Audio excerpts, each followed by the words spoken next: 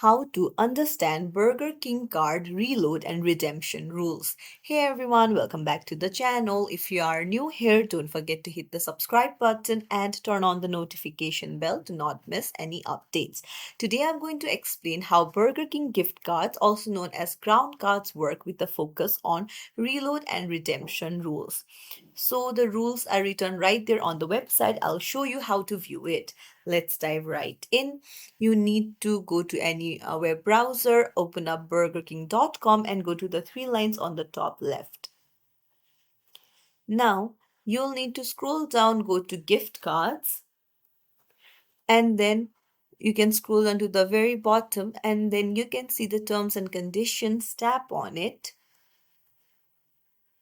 So here you'll find all of the rules here.